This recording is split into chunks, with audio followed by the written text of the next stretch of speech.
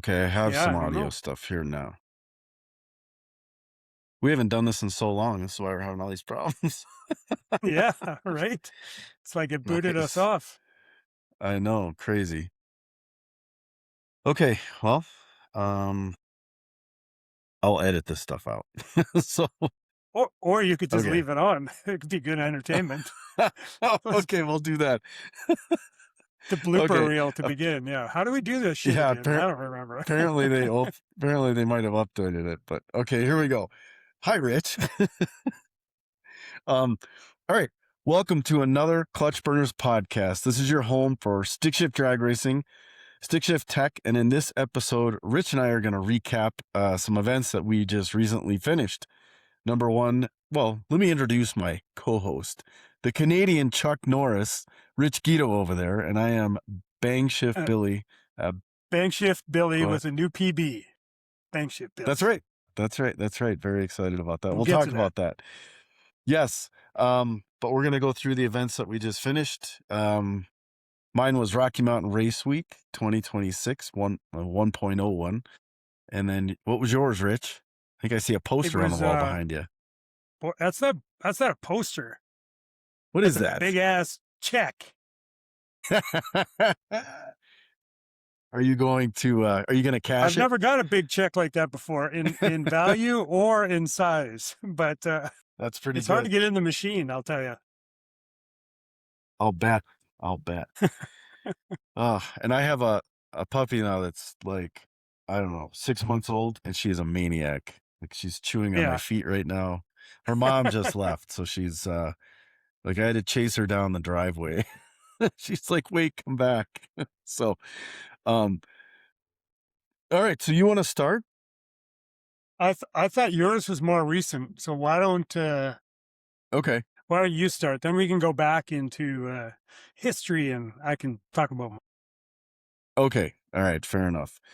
Um, all right. So Rocky Mountain Race Week 1.0 2026. I just got back like 2 days ago. So yesterday was a little, so my co-pilot and I, when it ended, the award ceremony ended it was Great Bend, Kansas, and the awards ended at 10 o'clock, and we just bombed it back home. We got home at like 3 a.m. So Didn't yeah, stop. How far a drive is no, that? just under 500 miles. So it was about Did 6 hours with a fuel stop. did it take long to load up the truck and trailer? What? What are you talking about? My Truck and man, you trailer? drove that shit, Hell yeah! right? Okay. I Since just we've wanted to make talked, I have. sure. Yeah, since we talked last, I have not bought a truck, but maybe you did. I don't know. We'll talk about that. But no, it didn't take long to load the trailer that I pulled behind the car. So we had that all Yes. done. Um, so yeah, we'll talk about that. But it was a great event. So we drove from my house, Evergreen, Colorado, to Great Bend, Kansas. And it was like, we'll just call it 500 miles. It was like just under. Um, and then raced in Great Bend, Kansas, and then we did the route as prescribed to Kearney Raceway in Nebraska, and raced there. And then we had, dude, hellacious 577-mile drive It's got only to be a day. record. It's got to be I a think record, I so. would think. Yeah, I think so. To Pueblo from Kearney. Now, we broke it up, luckily enough, because the route was very close to my house. And my co-pilot, Jamie, he lives pretty close to here too. And his wife actually let him come home, which was nice. So we broke it up and stayed the night at our homes that night. And Pueblo quickest route is about 160 miles from my house. The route they sent us on was probably a little longer, but we drove that the next morning.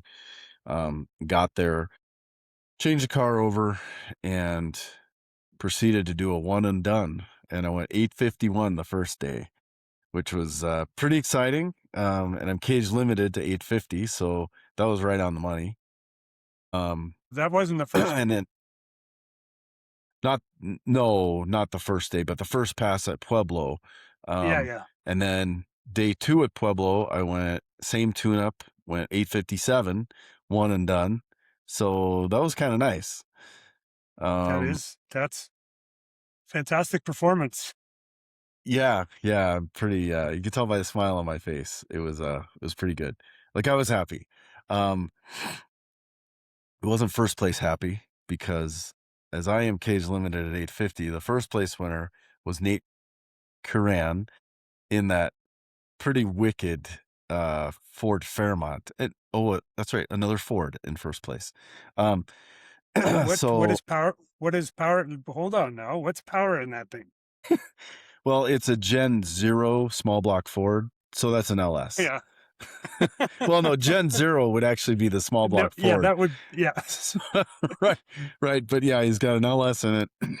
He made some changes though. Um, he had a 5.3 in it, and I believe it was a junkyard motor, or at least SBE small block or stock bottom end 5.3 liters. So it was a little guy, like 326 cubic inches. And then he put a massive turbo on it. I think it was a 94 or 98. Maybe it's a 94. But he also built a new hot side. He went from 1.5-inch primaries to 2-inch primaries. Like, we should just have Nate on here, in fact. Yeah. Yeah, we should just have him on here, actually. And maybe his tuner, Brady. He's a pretty cool guy, too. But, yeah, he had that on there. And then it took him, like, at Great Bend and at Kearney, I think it took him about 3.5 seconds to spool because everything is so big with that smaller motor.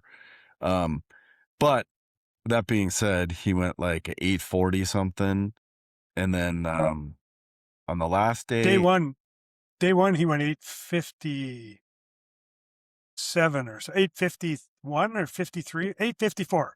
He went 854 on okay, day one, and you went, 854, and you went, and you went 880 or something, right? 880, yeah, and I'll talk about that. I had a little bit of problem, day 1 and day 2. Because if we back up about 3 weeks before race week, I went to Pueblo to test. That's the closest track right now to here. And first pass, it went 849 in Pueblo, and I was ecstatic. Like, that was awesome. New So I went with that. PB. Yeah, new PB, like, great. So I took that tune up from Pueblo, which was about a little over 7,000 foot DA. I took that Pueblo or took that tune up in my laptop to Great Bend, and I'm like, I'm just going to print 850 time slips this week. That's what's going to happen. Well, let Stick me shift tell you guys. what. We're not that smart. Yeah. Right. It's not that easy. So I loaded that same tune, which was 9 pounds on the hit, and it proceeded to annihilate the tires as soon as I dumped the clutch. Now, let me say this. I did put my brand new, I have 2 clutches. So I put a fresh clutch in it before I went to the event because I pulled the other one out to inspect it. And I was like, oh, well, it's worn 19 thousandths off the disc and it looks pretty rough. Like, it's pretty hot. So I sent that back to RAM and I put in my fresh one. And I just assumed the settings would be exactly the same because it's the same clutch. But the discs obviously are a little different. Who knows what batch they came out of or whatever. And I went because I was worried about spacing and height in there, I had a 330, so 330 thousandths thick disc in the first clutch. And when I started looking at everything, I was like, I think I can run the 380, which is the more preferred one. So I put that in there and everything fit and it worked. So went there, decided to just load the same tune. Well, I still have a little bit to learn and we could talk about this, but when I dial 9 pounds of boost in at 7,000 foot DA, and then I dropped down to, I don't know what the DA was, but it was probably 3 or 4,000. I think it makes a little more power at that same 9 pounds of boost. Probably because it's starting at a higher power level, right? Yeah. Yeah. So ended up still spinning, but pedaled it and went an 880. and just ran out of time. That first day, there was some oil downs and just it didn't go quite as smoothly, so we only got 2 rounds. So, I was the 880 was it. And then the next day at Kearney, same thing. And we may have adjusted the clutch a little looser, uh, but I don't recall if I backed the power down. Probably not. I mean, why would you do that? And it's fun Yeah. again. And I managed to get an 877. And after those first 2 days, I was just like, I'm not going to be printing 850 time slips. Like, that's a bummer. Um, but I don't know. Like, at that point, I don't think I was going to be able to catch up to Nate, providing he didn't go out because I think he went 845 the second day. Does that sound right? Somewhere around there. I know his average was 853. So he Yeah. was still within your chassis cert, but He was. that He doesn't was. mean, but that does not mean that he wouldn't have made more passes if you were on his tail there for sure. Yeah, he was looking he played the game really well. Like, Yeah. the least number of passes you can make on a drag and drive, especially on a stick car, is gonna be a lot easier on the equipment. So so then excuse me. Then we got to Pueblo and I did an 851, and then the next so what we did, and I was just like, "Oh, back at Pueblo, I just load the same tune." Well, it seemed to me what was going on was his clutch was reacting a little bit different. And so I made like 4 passes, and when we got to stay at home, I got to stay at home that night on the way to Pueblo. I was like, I think I'm gonna pull the transmission, take a look at the clutch. And it had worn 15 thousandths off the disc in 4 passes.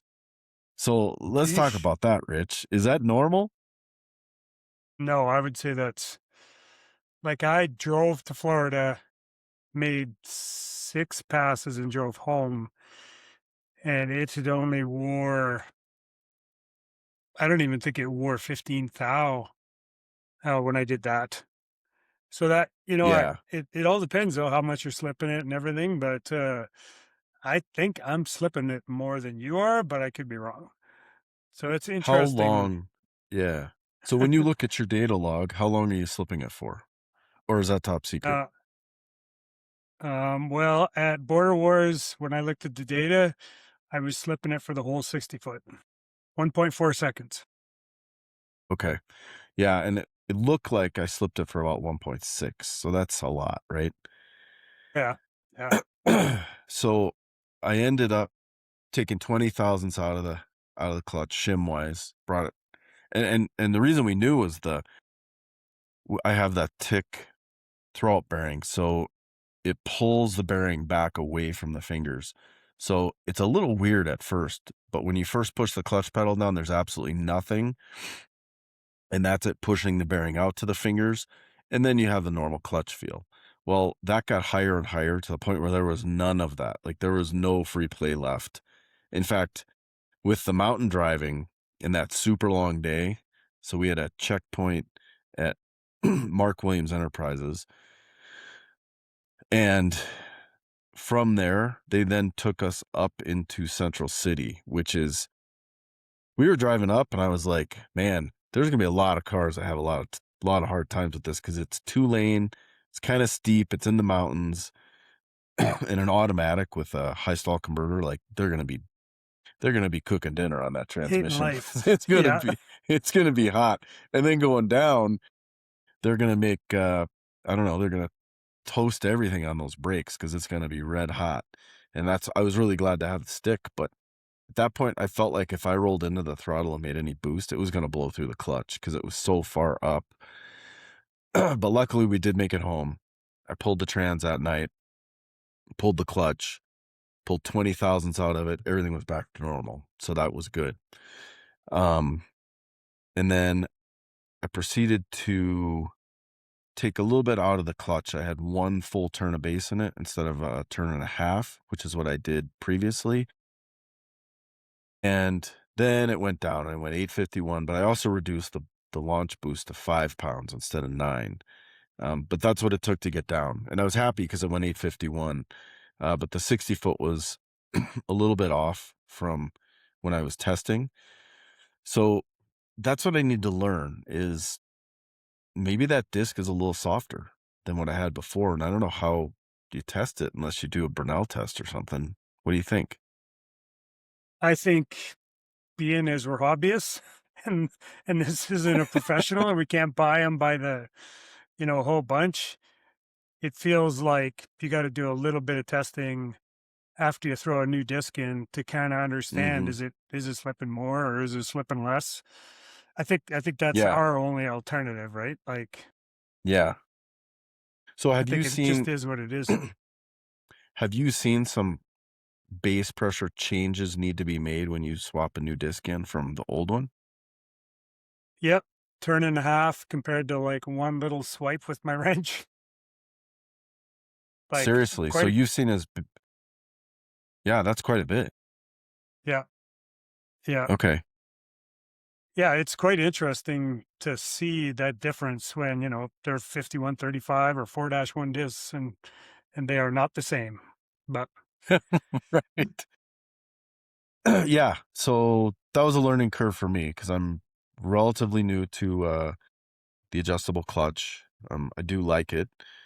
But yeah, clearly there's a little bit of disc to disc difference when you have a new disc or a rebuilt clutch or something in there. So well, two things I want to touch on. So that's pretty cool that throw bearing makes it seem just like a Z-bar setup, like the factory, because mine mhm. is the same. Like I can tell when I'm wearing the disc because I just have less and less free play. But an old hydraulic throat, you don't get to know that, right? So that's cool Right. that that Right. new throat does that. That's pretty cool. And Yeah, because as it yeah, wears, the fingers come out more. So there's yeah, less of that no pedal feel to the point where yeah. like my co-pilot was driving, and of course I just blamed all the clutch wear on him. I was like, "Couldn't you just drive with your foot on the pedal?" He's like, "I promise I'm not." But I got in, I was like, "Wow, this clutch is really stiff, and wow, there's no free play left in it." And I know it wasn't his fault, but it's fun to blame it on him. So Yeah, yeah. Well, it must have been raining if he was driving. right, it did rain some, and actually, for like the first time ever, I drove in the rain my car. No, So come on. it was Jamie, your hailing turn. and everything. I know. We like pulled over. I can't do it.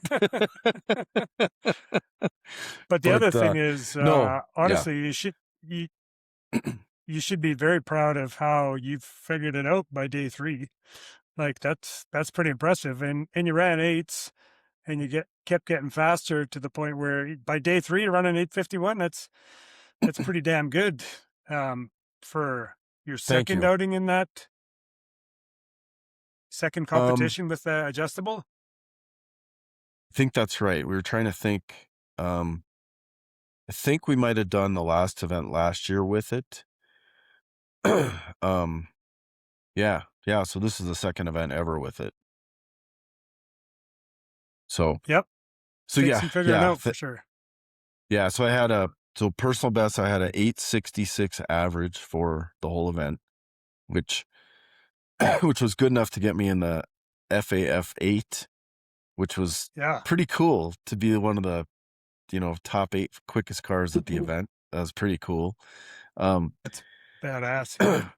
yeah, the only problem was I wasn't having to hold back on my passes, whereas, I ended up racing Blaine Thiessen from BTR, and that little Isuzu truck, I guess, has been pretty fast, like in the sevens, and not Yeah. just barely in the sevens. I won't disclose how fast because he may not want people to know, but it has been in the sevens. And when I raced him, I cut a good light. I must have looked like I had Tourette's or something because I was standing up at the line while the other classes were going on my scooter, and every time the lights would come down, I was jerking my left foot, and people were probably like, "What is wrong with this guy?" Because I'm just like, yeah. But I was practicing the lights on the scooter, and it worked. I mean, I feel like you don't get a time slip, but like he didn't tree me, and I didn't tree him either. I think he's a pretty good drag racer, but we left pretty much even. And then by the 3:30, he had at least a car on me. And then I proceeded to miss third gear, which was not real helpful for my pass as he just drove out of my life. But but I saw the video. He showed it to me, and from his starting line, when he launched, the front tires came off the ground about an inch or two, and just as they started to come down, Blaine goes, "Yeah, if you watch this, you could see right where I ramped the power in, because then the tire just came back up a little bit." It was like Yeah. off the ground the first, and I was just like, "Wow, that's neat. Thanks." So, but but yeah. So I went out first round, um, but yeah, and my phone overheated, so I didn't even get my draggy data, which that was awesome. But yeah, that's just how it goes. So Yeah, I think the new Draggy Pro has memory in it. mm, So it'll keep the memory. So if your phone dies, then or overheats, the Draggy will keep the data. Which I didn't really think too much about it because I just always use my phone. But when cases like that where it's freaking hot and um, yeah, it's relying on your phone, I guess it would be a benefit. um, yeah. so let's back you up. How many stick cars were there in the class this year? I think there was 25 in the stick class. So that's pretty Yeah, good. It raise wasn't the biggest class this year, but that's a lot. That's a lot of stick cars. that's yeah, that's awesome. Really nice. And so Nate was also in the FAF8, right? Yeah. Oh yeah. And He got and paired. he had to run the Meltdown Firebird. Yeah, that Yeah, wasn't a good deal. which went 690s at like 202 or 204 that week. Um and in fact they were first pair. So I was like, "Oh man, that sucks." But he during the week he had been putting about 27 pounds, 28 pounds on the dome, and I think it was making about 27 pounds of boost. And he came over before we got going for the event. He goes, "I'm putting 45 on the dome." He goes, "It's either going to go down or you're going to see the insides of this 5.3. I was like, "Whoa, that's a party." So I saw him a And it few looked times good. because, Like oh he was yeah. out front of him. Like Yeah, yeah, because he till he like wasn't. Jason spun and then he pedaled it, and I think he spun again. But there's about a 60, at least 60-mile-an-hour back half difference. So yeah, he reeled him in pretty quick. But no, the car looked super good. Um, and again, I won't share. We'll have to have Nate on here, and maybe he can tell us what it ran. I won't share what it ran, but it was not in the 690s. Yeah. So it was a good pass for sure. The motor did not come apart, and it did not make 45 pounds of boost, but it was up there. So, and it stayed together. But like that new Yeah. hot side and turbo that he built, I think he really is setting that up for his 427 motor, which that thing might tap against its cage cert with that in it. So Crazy. yeah, Yeah, it's a yeah. clean So car. we'll see. Nate's quite a good competitor too. So Yeah, yeah. yeah. He's pretty mellow dude. And when he looks at you with that cigarette in his hand and his sunglasses and he just smiles, you're like, "Oh shit." So yeah, it's Well, pretty congrats to good. him and to you.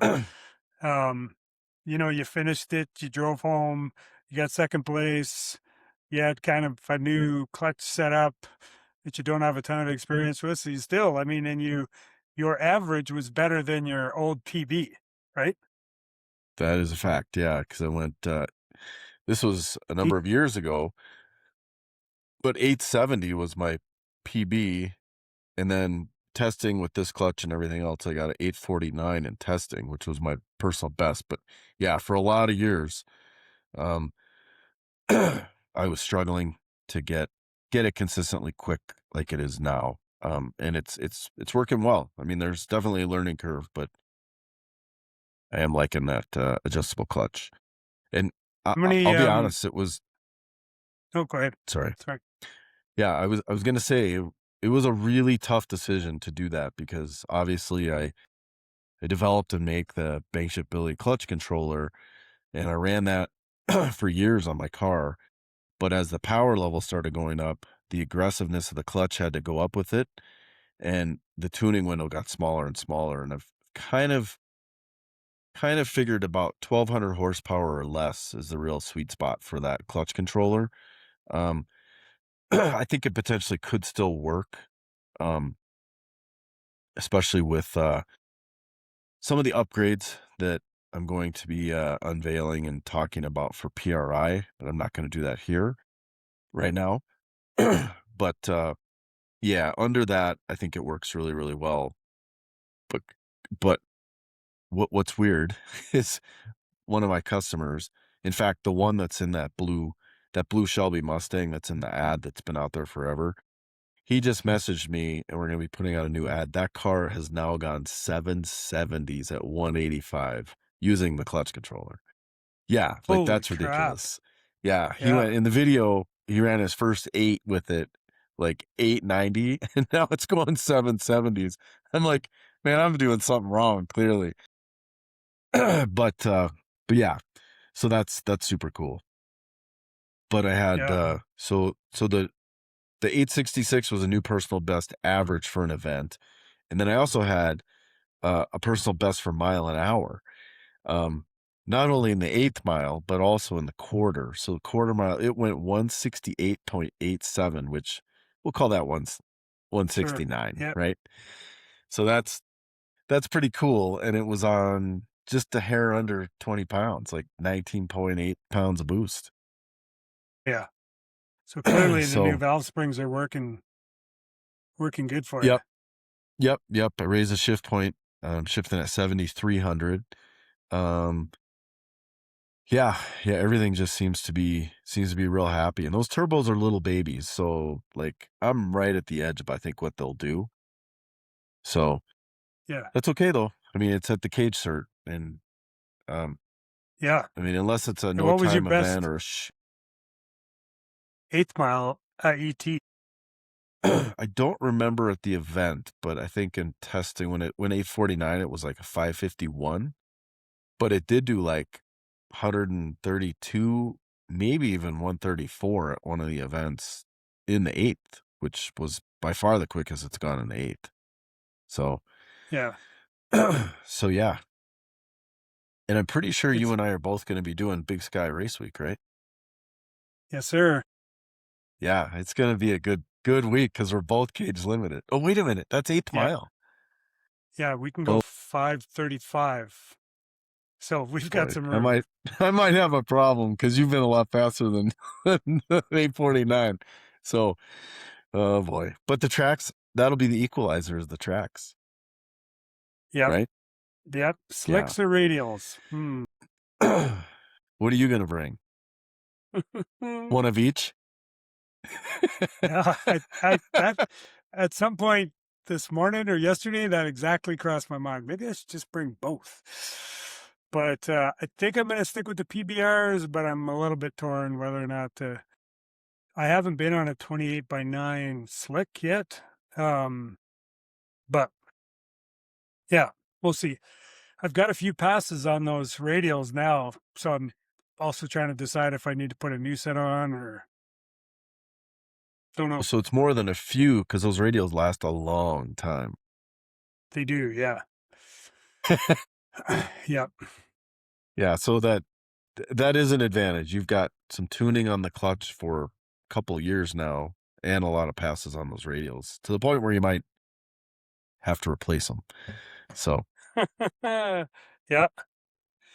yeah. So Um, so that's good. and we didn't talk about something else because you and I actually hooked up and went for a little drive together too, right? We Because I don't did. think we've talked about We that. No, we haven't talked about it on the podcast, but yeah, we went for a little road trip, which seemed like the right thing to do for Kyle Loftus and kind of hang yes, out with Smile like Kyle. a bunch of people to show our respects. So Yeah. what Yeah, happened we on did. that drive? Well, we met up in Ogallala, which was cool because we like just came together. I think we stopped for lunch. and then drove there. But then going down the road, I looked down and for some reason my voltage was like 12.9 and it should be like 14 and a half. So we pulled over and alternator belt was gone and the alternator was about to leave the chat. It was just hanging there. And the big bolt that goes through the alternator into the cylinder head, well, that had broke. 7 And inches long, 7/16, kind of a weird size. yeah, kind of big. And it was like, we were pushing 4 o'clock, close to 5 o'clock. So we pulled over, ran into I think it was a big Ace Hardware, and you ran over to John Deere. Just like you got to tell that story because it's so funny. But Yeah, I went, I'm yeah. yeah, we found like a chrome bolt in the hardware store or something. It was the right size and stuff, but we thought we better check and see what John Deere has. So it was after 5 o'clock. No, we found a piece of all thread. The bolt that broke was That's chrome right. plated. It was super That's right. Yeah. soft. It was like chrome plated, like show car stuff. I'm like, I don't know what's going on. Bought some all thread. Like I came totally unprepared. Like I'm so glad you brought all your tools because I had like, I don't know, I had like 2 pair of underwear and a couple of shirts. Like that was about it. And so I had to buy a hacksaw. I bought some all thread. I had to buy some drill bits. All the stuff, a lot of stuff I had at home, but didn't bring. Easy outs. Of course, I didn't have a drill. Thank God you brought your 90-degree drill. But yeah, Yeah, then you that's ran over definitely to a the handy to have. yeah. It's in my box now. So, but you ran over to the John Deere store, and that's funny. Tell them. So yeah, I go over to John Deere and it's past 5 o'clock and their lights are off and the open sign isn't on, but I can see there's a couple of shadowy figures in there. So I just walk right in and the guy behind the desk kind of gave me a hairy eyeball and he's helping somebody at the desk. And so pretty soon I'm looking around and there's a bolt in there and there's two 7-inch long John Deere green bolts, exactly what we need. Yep, And yep. so I grabbed two of the bolts and then I'm standing there and he looks at me again and I'm like, hey, if you would have shut the lights off, I wouldn't have come in. The lights were actually off. But he's like, just get out of here. I don't want to have to deal with it. And I'm like, well, I need to pay for these bolts. And he's like, just take them and go. And so we didn't even have to pay for the 2 bolts. So Bill's got a Nice. spare. Bill's got a spare in his toolbox now. And I do. That bolt's yeah, that's a forever bolt. So yeah, so got lucky. Didn't have to pull the radiator, was able to finagle that and the other long bolts because the other couple bolts hold the front cover on and one of the water ports, and was able to get it fixed. And you were also able to grab a belt before they closed too, alternator belt, because it was yeah. a Sunday, right? Wasn't it Sunday Uh, or was it a Saturday? think it was. I'm trying to remember when his funeral Or was. I think it was. oh no, it was a I think it was. Thursday. Yeah, it was after 5 o'clock, anyways. But Yeah. So, but we got it all patched up. That was the only issue on the drive. And then it was a great service. Yeah, pretty emotional for sure. But I have to say, when we were driving back, it was almost surreal for me because we're driving side by side on the highway. We're kind of just like, see ya. And then I got on 76 and you stayed on 80, and it's a right exit that goes off. And you were just drifting because the roads are, going apart and you're drifting further and further away. And then there's an overpass that I took, and then you were gone. And then I went over the overpass and I look out the right and there you are just driving off literally into the sunset, going back to Canada. And it was just so surreal because it wasn't a racing event. We didn't have our trailers. In fact, we shared a hotel room and we've never done that because we're always with yeah, co-pilots and we're like, good night. We see each other in the morning. And it was like, yeah, it was just, it was pretty cool. It was pretty cool to be able to drive our cars and do that. Yeah, and then we're in Ace Hardware parking lot in some town that has like 3,000 people, and Right.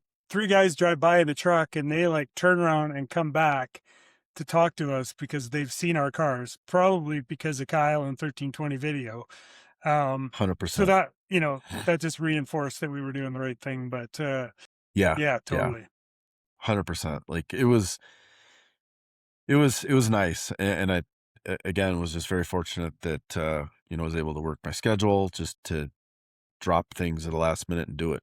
So I think we Yeah. talked like what, couple days before, and you're like, I think I'm going. I'm gonna drive my car. I'm like, yep, all right. And I looked at the map. I'm like, I'll meet you in Ogallala, and we picked. It was like noon or 1 o'clock, and it all Yeah. worked out. Yeah. So No, it worked out good. yeah, yeah, As good as it could definitely. have, anyways, for sure. Correct. So and before So we not, hit your streetcar bragging rights, I just want to say that I did a lot of preparation for this whole summer. But the first race week to begin with. So I know you carry a lot of spare stuff. You carry a spare center section, spare transmission, and a spare drive shaft. And I have a spare drive shaft, but it's a get me home drive shaft. It's not a let's keep racing at 20 pounds of boost drive shaft. Um, and I had a couple of long discussions with my co-pilot, and it was like, well, if you break that good drive shaft on day one, you pretty much throw the whole week away. And these are not inexpensive to do. And I don't want to not be competitive. So I bought a second drive shaft identical to Mark Williams one. They don't give those babies away, but I had that as a backup. And I also brought a spare center section, which I've never brought before. And that's a Mark Williams one also. So, and, and one more thing, when I pulled that clutch out, I got it to ram second day air, and they turned that thing around quick enough that I had that fully rebuilt clutch in the trailer too. So I figure if you take those parts, you won't need them.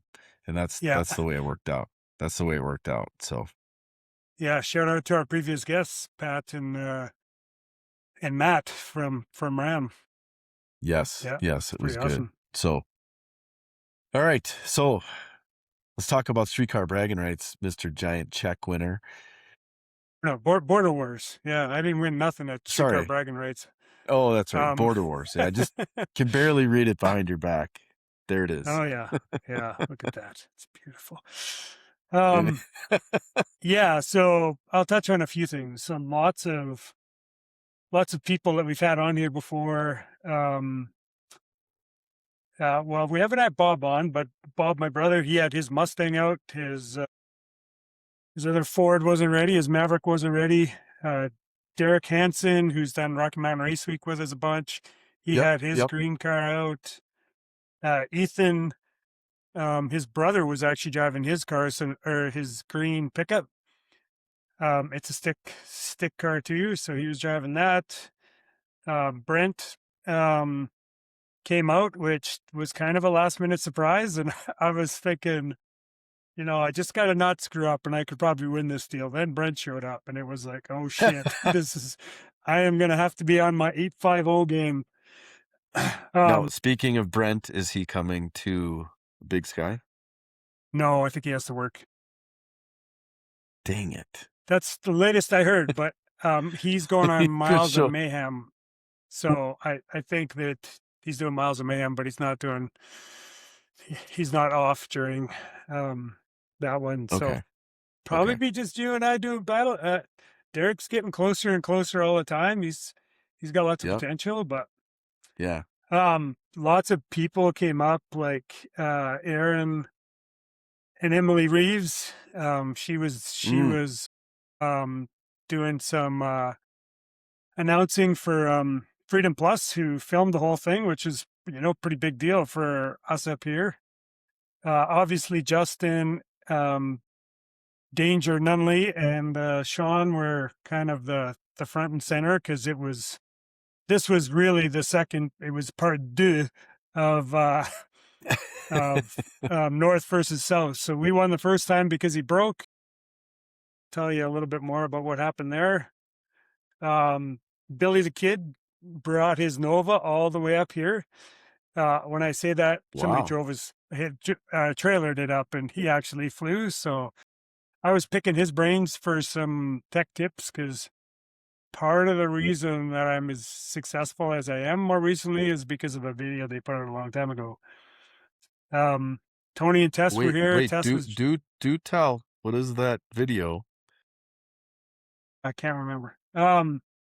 Tess was driving, Tess was driving Trevor's car, which that girl is a driver. Like, she went rounds in a car that she had never been in before. And talking to Tony yesterday, I found out that one of the front axles had popped out. So it was rear wheel drive for like the whole event. So, Wow. Matt Blasco had his dart out. He paid for the event and he showed up. Well done, Matt. Well done. Because he's paid for lots. Ken Arthur, which probably, Kind of some like people kind don't of like know. he sponsors, right? He pays and Yeah, it's just yeah. a sponsor. They should just announce him as a sponsor all the time, because he usually just Right. registers, it doesn't show up. Ken Arthur is the one who usually rides with What in a Way Sean at Sick Week and stuff, but he had his car out. He did really well. Ramsey McCreary did, he had his Opal out. That thing's freaking tiny. It's a tiny little Opal, and it's got a big block Chevy with a blower on. So it was good So to is that see. the That was the Opal? first. Is that those Opals that when it has a hood has that little bubble in the hood? Is that the one I'm thinking Yep, of?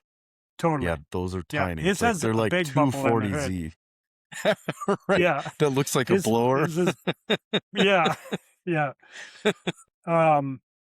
Rovic didn't make it to the event, but he did a low flyover, and it's right beside the airport, so he had to get some permissions and stuff. But dude, he was low. He did this low flyover right over top, so Nice, that was pretty nice. awesome. Yeah, I think that's and who else came up? Whiskey Biz, which I've never followed before, but if you're bored, go on Facebook. I don't think he has a YouTube channel. He does most of his stuff on like Facebook, TikTok, and Instagram. But that dude is talented. Like, he hand painted the Mustang, and when he showed up, I'm like, that looks amazing for like. So he's very artistic. He makes like Mm. these very cool prints that he grinds in his garage. He's actually built a Batmobile. Yeah, he's a talented dude. Really super nice guy. Did not have much luck in drag racing. Blew the rods out of the motor on the second pass. First pass he let off. Second pass blew the rods out. Swapped the motor, and then tried to make one more pass, and the rear main was puking like crazy with a totally different motor that somebody from 12 hours away brought up to the event. Oh my God. Wow. Yeah. So anyways, it was Friday was test day. Ray should have forgot what Ray's last name is. Anyways, Ray had a track rental that wasn't really part of Border Wars, but a whole bunch of us were there. Mm-hmm. And so we had some oil downs, and there was some issues with the tree. And so we didn't, I think I got like one or maybe two passes, and the track wasn't great. Knocked the tires off, I think, on maybe I only got one pass. I think maybe I only got one pass. And then a freaking monsoon hit. Like, it was Oh, I saw videos crazy. of All that. of us, yeah, all of us are like holding on to these awnings, and then it's lightning and thunder, and it's like, good. We're holding on to these big metal structures, and it's lightning and thunder out. It's like, it was not good. But the wind was Nice, blowing so nice. much, and then it started to hail, and you really couldn't do anything. So I was protecting Trevor's car. Mine was out in the rain, but it was fine. And so we went for supper and came back. And when we came back, sun came out, track dried out, and I got to make another pass, and pulled some power out because it had just rained and the prep wasn't good, and the car went 875 on a pretty shitty track with like a 150, 160 foot. So I was pretty happy Wow. with that, because I was just trying to get it to go down. Yeah. And yeah. it did. It stuck and went. And So Do you want to then, talk about what you did to make it go down? uh, yeah, I just didn't put my foot all the way to the floor. No,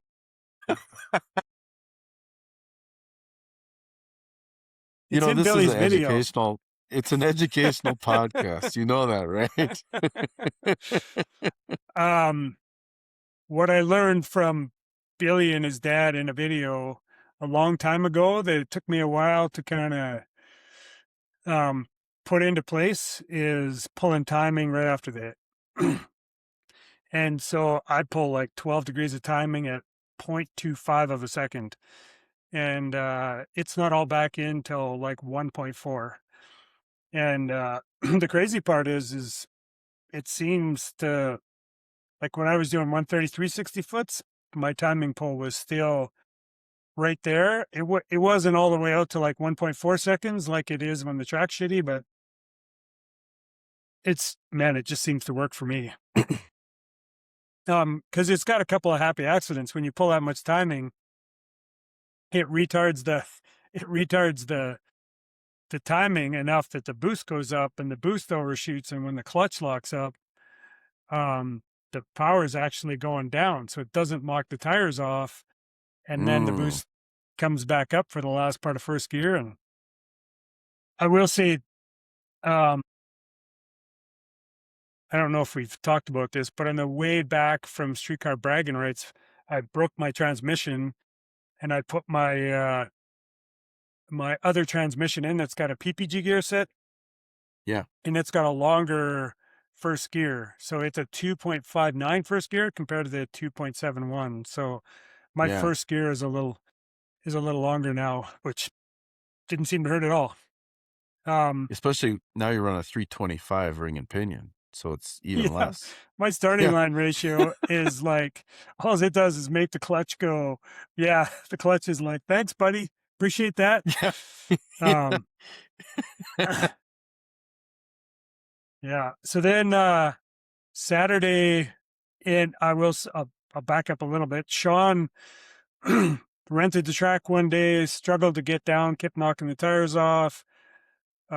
Friday night, he might have made one pass, maybe two passes, knocked the tires off both times. And that car, that Skylark, is like 60/40 on the front. And it's a big tire car and it Mm. weighs 3,000 pounds. And so, anyways, we made quite a few changes because the first race to start the event Saturday morning was Sean against Justin, and we didn't really have, there was no test. Mm. So we made a bunch of changes. Billy actually helped out quite a bit, told us what he thought we needed for tire pressure. Blasco wanted us to lower because it's a ladder bar.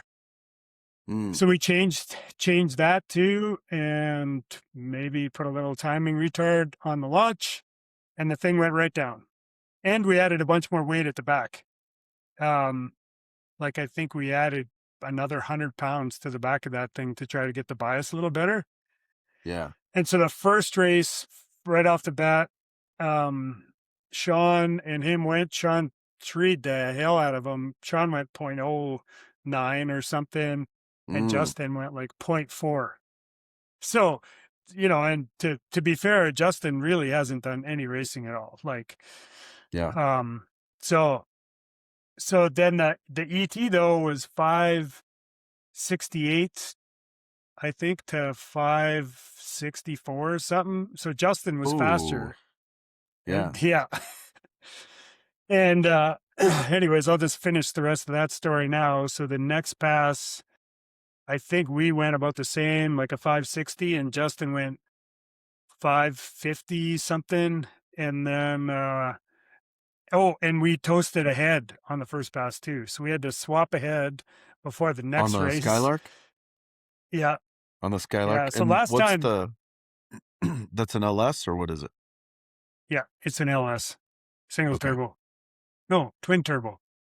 Twin? Single. It's Single. turbocharged. It's turbocharged. Anyways, so we lost the second race and then replaced the head. won the first race, lost the second race, torched a head gasket again, swapped another head gasket in. Who's doing the tune-up on that car?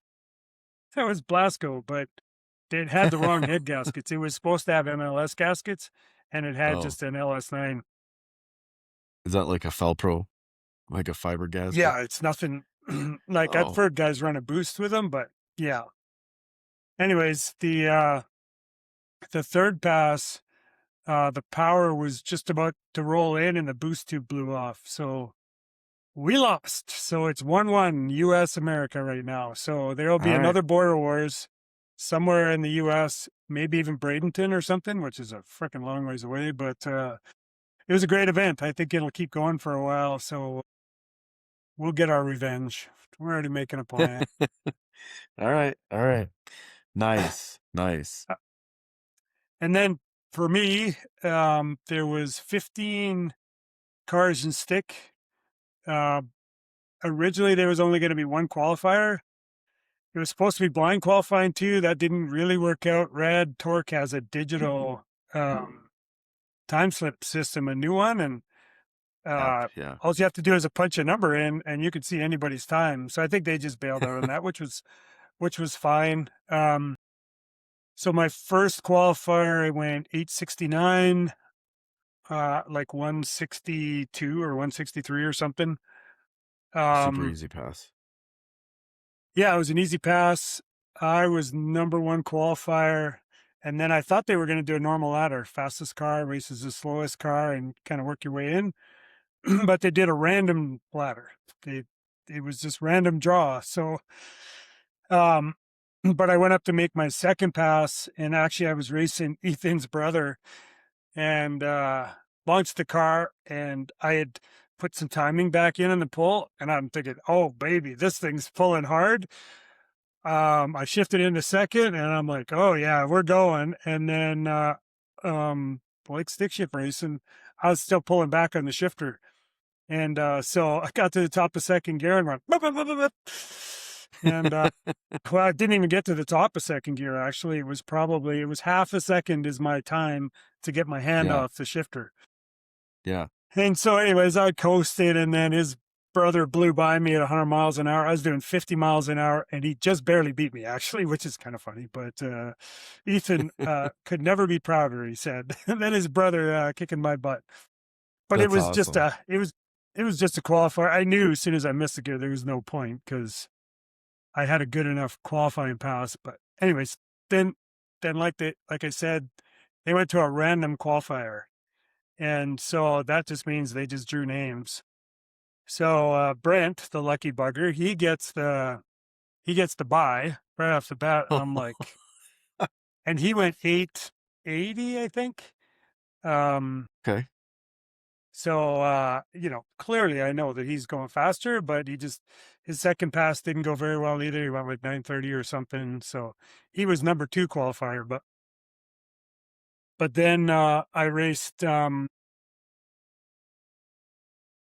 his name is, it'll come to me, in qualifying, and his yoke, clearly it wasn't a Mark Williams, his yoke slipped inside his carbon fiber drive shaft, and so he broke.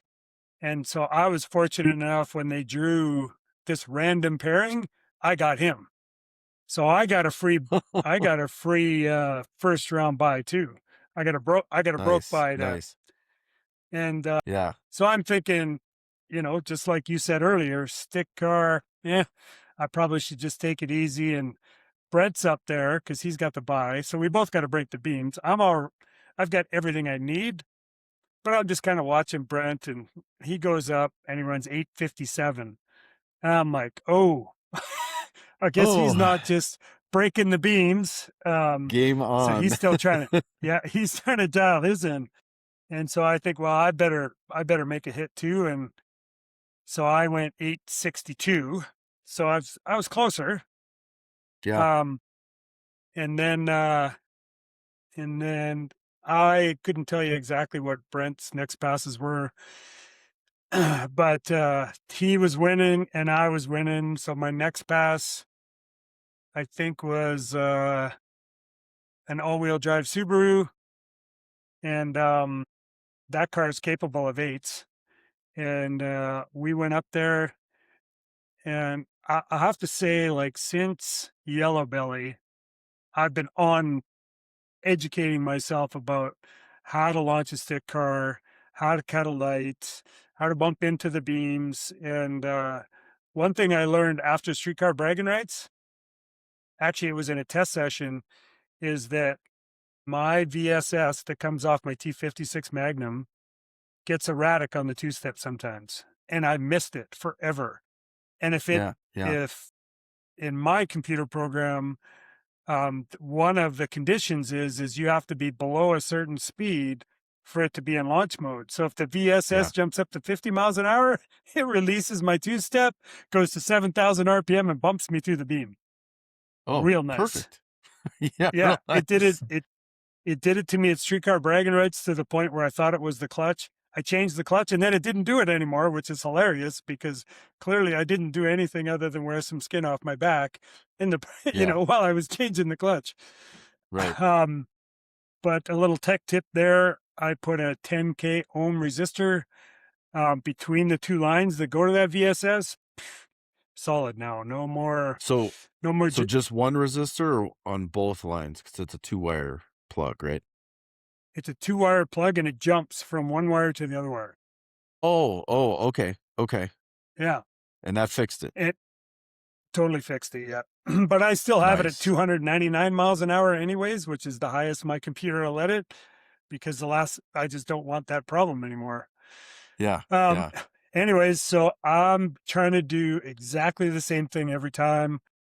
Put it on the two step, scare the shit out of everybody around me, making gunshots go up and bump into the beams. And I see him bump and he deep stage. He bumped too far. And for some reason, I don't know if it was his nerves or what, but he he thought that he had to back up. So as he was backing up, I was going forward and I never saw him again. But one thing I definitely have to figure out is a better way to see the other drivers. Because right now, my hands device is really tight, which is probably how it should be.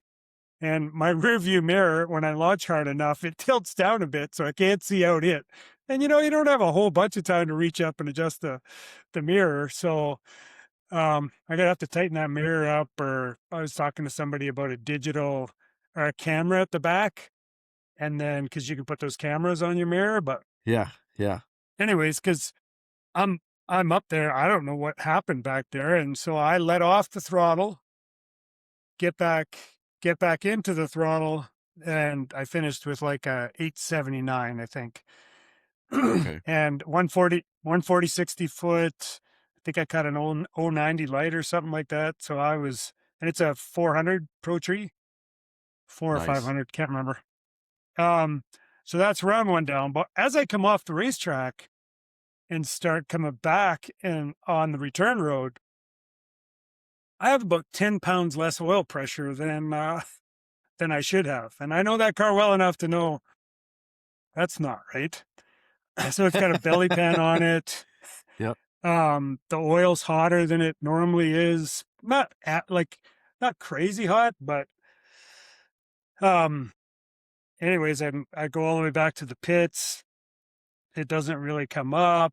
If I put it up on the ramps, I take the belly pan off and kick that to the side. I mean, who needs that with low oil pressure? And while you're racing, and get fans on it to try to cool the oil down. Because in my head, I'm thinking it's just got to be the oil is just too hot. I look at the And data log. do you have a do you have an oil temp sensor or not? I do. It actually just runs to my gauges in the car, and so it doesn't really have a temperature on it. It's kind of got a mid. So it's my coolant temperature on my dash is actually my engine oil temp. So I couldn't tell you exactly what it is. Red is bad, middle is good, and cold is who cares. So, Okay, so you're not logging oil temp. no, no. Okay. All right. Um, so I checked the data log. It's got 70 pounds all the way through the traps. It's not fluctuating. I also have a clear view filter. All this is on my YouTube channel, by the way, if you want to have a look. Canadian Chuck Norris 69. Um, and there's also nothing in the clear view filter, which is so nice that you can hit it with air, look, and go, yeah, clearly I didn't eat a bearing. Engine's not making any noise. So I, cool it down for a while. It's not very long before we're back up again. Next race, I got a race Corvette that was running 930s. So he was pretty quick too. I mean, basically one oops away from blowing by you. Yeah. Every one of these, I'm nervous, right? I mean, in testing, I lean on the shifter, like it happens that fast and stick shift racing. So I get up there, I do my normal thing. Pretty sure I treed the shit out of him. Never saw him again. I don't know I think he spun or something. But once again, I can't really see him. So I went through the traps, letting off and went 870. I think it was a 140, 60 foot, right bang on where the other one was. Back to the pits, go to look at the data log. Same thing. Oil pressure's not where it should be. Go to look at the data log. No data log. And I'm like, okay, well, that was the quarterfinals. So now we're down to the next one is the final. And Brent was behind me to go. So I'm convinced Brent's not going to lose. It's Brent and I in the final. So I'm like checking my data log, adding some boost. And because I haven't ran it out, I don't know if I should add a little boost. And so I'm basically on my laptop when somebody comes and says, Brent's car shut off in the burnout box. And they only gave him like 30 seconds and they let the other car go. So he lost. And I'm like, what? Which really sucks because I wanted to race Brent. Like, there's a good chance he was going to kick my ass, but I wanted the race because he's a good racer. Very competitive. 2 850-second cars. Anyways, so that was unfortunate. In fact, I think he pushed his car into the trailer and he hasn't had a chance to look at it because he had to go to work. And so I don't know if they got to figure out what the problem is. He said he's pretty sure he couldn't have got it fixed in the period of time anyways, but so now I'm down to one last car, the car that Brent raced. It's a BMW LS swap twin turbo. Is it the red one? No, it's I think it's like a black one. And but this guy hadn't been I think he had ran his new PB and it was like a 10-second pass or something. So I had him covered for a long way, but honestly, I still wanted to do my thing. I wanted to stay consistent. So I went up there. I got a decent light, but my clutch was wearing a bit, so it's a little further to engage, and it's crazy how much that little bit of extra travel to get the clutch engaged can affect your reaction time. So I think it was like I don't know if it was like a 0.152 or something, but it went 138 60 foot with the exact same tune-up that I had for Brent, and I saw him. I knew he was way back there, but I thought, you know what, screw it. I'm running this one out the back.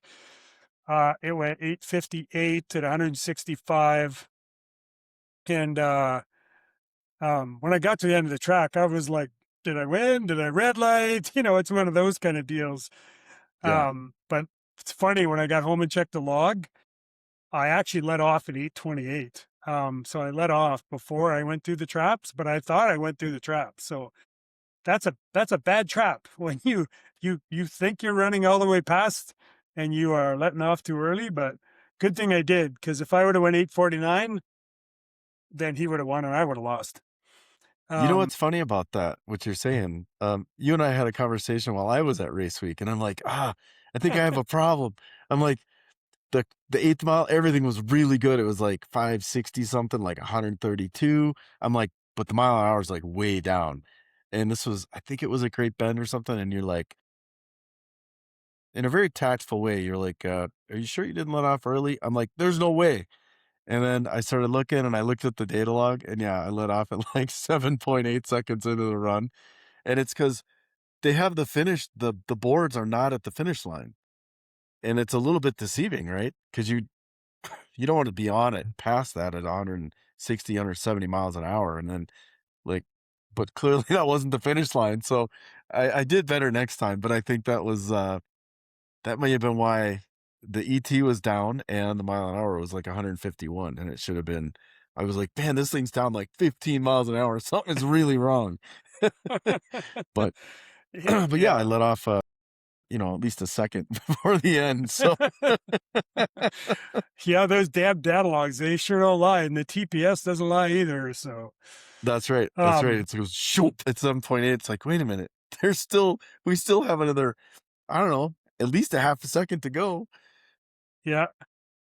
And But so yeah, I pulled the chute, and the rest of the time I was using my TBM brakes. Like I didn't pull my chute once the rest of the earlier. And those brakes are awesome. They're still in great shape. Anyways, I pull off the end of the track, pack my parachute, shut the car off because the oil pressure is not good. And so then they've already told us that if you win, you got to go to the winner's circle and they're going to interview you and all that kind of stuff. So I drive it up there, shut it off, fully expecting that now, it's going to be a while before I drive it again. Hopefully the oil pressure will be better. I got my big check. I got a nitrous bottle that says stick shift winner on it. And more cool. importantly, this is one of the very few trips that didn't cost me more than I had the potential to earn because it was only an hour from home. So it was like, this is pretty cool. And how much was that big check for, Rich? $3,000. Now, are those Canadian ducks? They are Canadian, yes, yeah, but it's That's like still good. 20. That's still good. Yeah, oh yeah, it's over $2,000 US. So That's pretty good. That um, that that car is paying for itself. it's pretty much printing money. It's just printing money. Yeah, you might quit your So, job anyways, to be a full-time racer. yeah, exactly. And live in my car because that's all Yep. I'll have the money to afford. But yeah, it was Maybe. good. I mean, two things. One was personally, I think there was a lot of pressure on me to win. Like lots of people knew me there. Lots of people knew how fast my car was. It was kind of mine to lose. But when Brent showed up, I'm thinking, well, now it's mine to win against Brent. But so it was. Yeah. But I was happy. The car was very consistent. I think it would have went like high 850s every pass if I wouldn't have let off. Um, my launches were all good. I never screwed up on the starting line.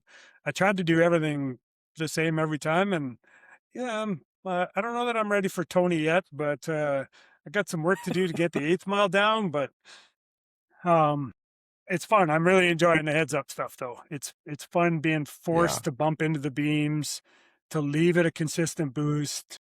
All that stuff is all coming together. It all came together at this event anyways. I'm sure the next event I'll That's screw up, awesome. but then the story I I wish can ended only there. I can only hope. I can only hope. um so yeah, I fired up, drive it back to the pits. There's still a ton of people there, so my oil pressure is flashing. I mean, it's like 10 pounds at 1,000 Yeah. RPM, but it usually is at 20 pounds, so it's half what it should be. Yeah. The pro stock guys used to say 10 psi per 1,000 RPM. Now they say you can get away with 5 psi per 1,000. I didn't really want to go that low, but go to the pits, blow the filter out, start packing the car and all that kind of stuff. And by the time I get the car all packed up and everything, it's been off for an hour. Yeah. Fired up, looks like, oh, hey, I got some oil pressure back. Nice. And literally by the time I left the track and drove across Highway 2, which is, I don't even think it's 5 kilometers, the oil pressure was already going, hey, Yeah, Guido, we're still there's Don't forget nobody about here me. yet. um, so we ate some food, went to the hotel, stayed up to 1:30 BSing with all our friends there, and wake up in the morning because now I think I know what's going on. I'm pretty sure that the pressure relief ball has some debris in it and it is not seating anymore. And so if you think about the oil pump, it's sucking oil up. It's forcing it to the bearings, but if the oil pressure is too high, it dumps right back to the suction. It lifts the ball off the seat. This is on a Pontiac, anyways. It lifts the ball off the seat and dumps back to the suction. So if it's like 70 pounds cold or something, you're not trying to blow your filter up or anything. And so, anyways, fired up in the morning. I've had this problem before, and I've solved it by giving up some good throttle wax when the oil is really cold. Doesn't work. And I learned a very, very valuable lesson that so I drove home, and it was basically 10 psi per thousand. So I had 19 pounds of oil pressure doing 80 miles an hour down the road at 1900 RPM. And it's interesting Okay. how it works. The oil pressure indication in your car has a direct impact on the color of your hair. I don't know how it works, but I'm pretty sure I used to have more dark, but not anymore. No, it's Like just white. It's just white. it's almost like it's so hard not to look at the oil pressure while you're driving down the road. And Oh yeah. Oh yeah. eventually it wasn't changing. The engine's not knocking, temperature is fine. So I drove all the way home. And then a couple of days after I got home, I've enabled myself to be able to pull a pan off in the car, pulled the pan off, pull the oil pump out. And sure enough, there's the interesting part is this tiny little speck of metal that's on there is actually magnetic. And so, as I'm trying to get it off the ball, it wants to stick on the ball. So I think if I did get it to unseat itself, it might have stayed on there and showed up again. So, Can you change that ball to a ceramic or something non-magnetic to help avoid that in the future? poof, you could, but I don't know that I would want to do that. But what I did do is put a smaller, because it's got a 5/8 ball, and it barely goes through the port down to the bottom. Like it almost hangs up on the threads that the cap goes on. Yeah. And through the power of YouTube and Facebook, some guys say they've switched to 9/16 balls and put that in there, and it's got more room to move because this one really doesn't have too much room. So if it's got debris and it's pushed up against the wall or something, I think it just It makes that much jams. harder to move. So, but So this would be one benefit of smaller balls. one and only, I guess. Maybe only. Yeah. I guess in jiu-jitsu, if somebody kicks you, or if you're in a fight, maybe that would help. Squashes you, yeah. Yeah. You want him to not even be dropped at that time. But yes. Yeah, that's right.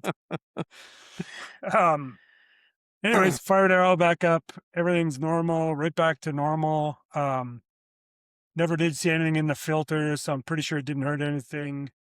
But yeah, it's a little bit stressful, not having a diaper on, trying to cool your oil down. Not what I would recommend doing, but I have an oil pressure safety in my car. And if my oil goes below 50 pounds, above 5,000 RPM, it'll cut ignition. Because my oil should be 70 pounds above 5,000 RPM. So if it's at 50 pounds, something's wrong, whether it's low or you've ate a bearing or something. So it would have shut the car off if there was something bad going on. But So thoughts on where that debris came from? I know it was really, really small, but where do you think it came from? no idea. Where I've had this problem in the past is usually after a freshen up. Like I've had a tiny little piece of machining aluminum out of the head get stuck in it. This one is a little different, but don't know. I wish I knew, but I'm not ripping the whole thing apart to try to find out because you probably won't find it anyways. I mean, Yeah, and everything else reads good. I mean, all the data's good, pressure, temperatures, like you said, are all still good, so it's not setting off yeah, alarm bells. no, no. Um, yeah, so I mean, like I said, the whole event was fantastic. Shout out to Sean Umshad. It's what no way's birthday today, so Oh, um, nice. but they were, yeah. I mean, being as the day was so sunny, and I don't think the Freedom Plus did as well as they wanted to, but the event brought lots of people, and they didn't lose their shirts. So, yeah, it was good. It was a good time. Awesome. All right. What else? What else you want to talk about? Big Sky's next. Yeah. So let's That's pretty. I have questions. You've done that Yeah. event. Nope. So talk about I the haven't. tracks. Oh, I thought you I haven't had. done the event. No. Okay. Okay. No, it's too But it's close all to 8th home. mile. It's all 8th mile in Montana. I think the prep will be marginal at best. Yep. Is Yep. what I've heard from the guys who went before. Aaron White and um Yeah. I know who you're talking about. Yeah, we had him on the podcast. yeah. Uh it'll come. Those guys Yes. drove all the way up and did it, and they did it on radios, and I don't think they averaged in the sixes, but um they talking to Aaron, he says he would probably just do um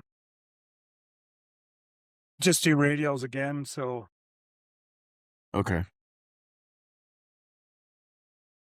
We'll figure it um out. yeah. You're Uh looking to see who his co-pilot I was, which can't is believe cool. I can't Um, believe oh Rob Work. That's who it is. yes, yes, that's Yeah. right. Okay. Nice. Um All right, so 8th mile only. So I'm probably gonna pack a little less fuel. I took 4 fuel jugs this time, and I don't need that much for only running 8th mile. Depends on how many It's passes you're shocking. making. That is true. It's a smaller event, so will we have a lot of all right, I better bring 5 And fuel jugs then. six race days. Oh, yeah, I better bring at least my 4 fuel jugs then. Yeah, because we're gonna be going rounds, chasing each other, I think. I hope so. Yeah. Hopefully, I that's mean, the plan. we I got to hope so. yeah, we got to dial those things in. So Yes, most definitely. yeah, I think All right, Tony and cool. Tess are coming, but I think it's in I think Tess and Tony are actually going to take Trevor's car. Um, Really? Instead of one of the stick yeah, shift cars? yeah. Interesting. Okay. Don't think. I think they've. I don't know that they're running, or he didn't want to bring Tess's car up for that. But yeah, Well, I know it's a lot easier for them if they can fly in to do these events because it's just so much driving. And I think yeah, their cars are down totally. south right now. Like they're in Florida or somewhere right now, right? Yeah, I don't. I think he left the gray mare down there somewhere, or he's building another motor for it. No, maybe the gray mare. I think they might have brought it back home, but yeah, they got lots of motor stuff going on right now, and I think Yeah. Yeah. they're headed to Billy the Kid's got a race, and there's a stick car class, and I think it's like 10 grand to win, but it's in uh, where Is that the is no it? prep one he's been posting about? Yes, Talking a little yep, smack? Okay. yep. Yeah. Well, Tony was talking about just basic no prep, but but it's Billy the Kid's event that yeah, I think it's something like 10 grand payout or something. But it's like frickin' 3,000 miles for me to get there. If it was closer, I would even if it was in Ohio, it would be at least a little closer, but Yeah. it's almost Yeah. on the East Coast. I don't know where I can't remember What where are it the is. What are the dates? Do you know? Um, it might even be next weekend. Okay. It might even be like the 20th or something. Yeah. Yeah. But I've got I'm a gonna little try bit to of get work to out. do. Yeah. I might try to get out, and if there's some more racing going on, I might try to get out and race again. But see if my tires are still good. Of course, if you keep testing Yeah. your tires, eventually they'll wear out. But Yeah, I've got a little bit of not major, but a little bit of repair work to do. Um, but nothing major. So, and I think it's what, 3 weeks before Montana, right? yeah, well, Pretty it's close. Yeah, it's pretty June close. 14th and it starts July 10th. So the only thing A I little more might, than that. Yeah. I, yeah, other than checking the car over, and I might put cruise control in the car. But other than that, nothing major. You should add some more weight to it. You should add something to it. Cruise control is a great idea. It totally is. Yeah, it's 4,050. Yeah, I mean, what does it matter at this point? Yeah. Yeah. Exactly. That's race weight, 4,050. Okay. Yeah. I did weigh Pretty mine. stupid. Great Bend had a really nice scale at race week. So that was cool. And how much was it? I don't remember. Yeah, whatever. 37.25 with me in it. Yeah, 330 pounds less than me. Well, yeah, I got a little less turbo than you, so I got to make it up somewhere. Oh yeah, yeah. I think Wednesday one might be shipping my way.